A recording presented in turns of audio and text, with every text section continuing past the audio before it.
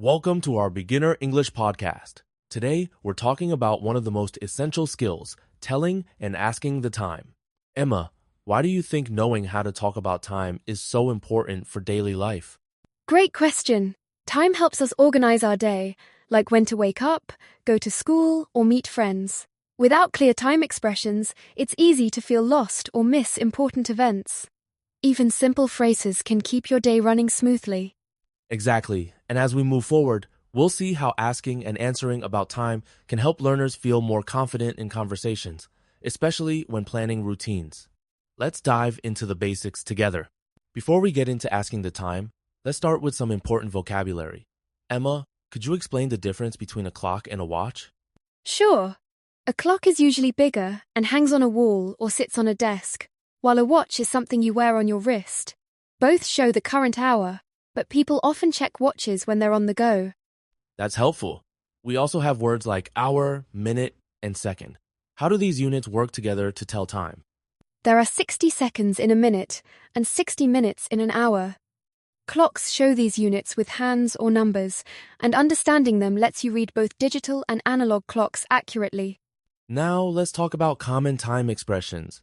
We often hear o'clock, quarter past, and half past. Emma, can you break these down for new learners? Of course. A clock means the exact hour, like 3 o'clock. Quarter past is 15 minutes after the hour, so quarter past 8 is 8:15. Half past means 30 minutes after, so half past 3 is 3:30. Those phrases make telling time much easier. As we continue, let's see how they fit into real conversations. Asking the time politely is important, especially if you're unsure. Emma, what's a simple, polite way to ask someone what time it is? You can say, "Excuse me, what time is it?" Or, "Do you know the time?" Adding please makes it even nicer. For example, "Could you tell me the time, please?" That's perfect for beginners. Using these phrases can help start a friendly conversation and avoid misunderstandings.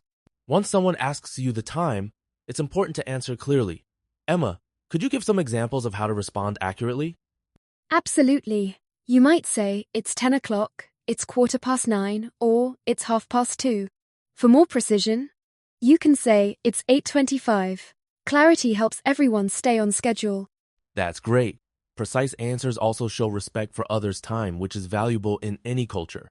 Let's connect time to our daily routines. Emma, how do you use time expressions to talk about what you do every day?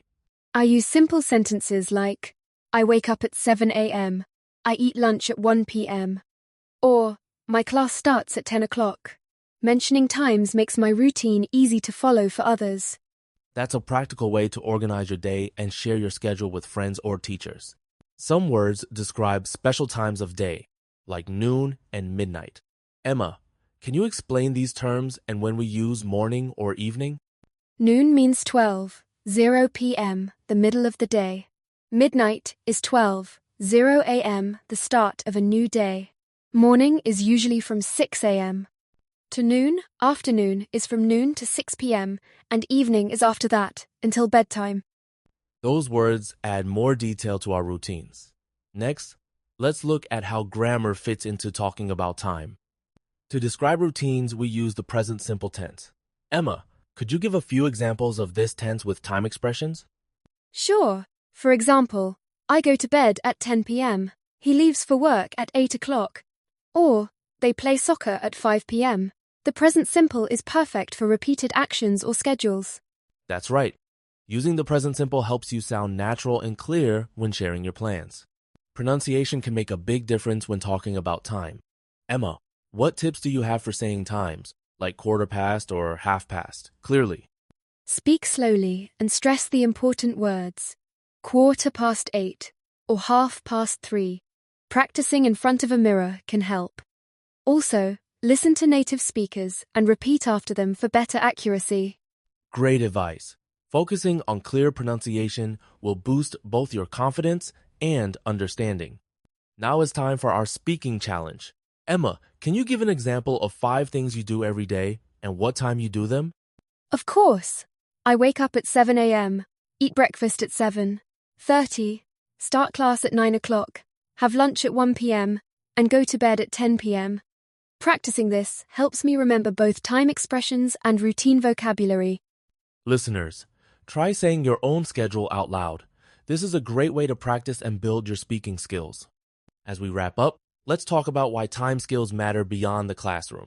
Emma, how have you used these expressions in real life? I've used them to catch buses, make appointments, and meet friends on time. In workplaces, being able to discuss schedules clearly shows responsibility. A British Council survey found that 85% of learners felt more confident after mastering time expressions. That's inspiring. Mastering time conversations truly opens doors in daily life, studies, and travel. Thanks for joining us, and keep practicing your time skills every day.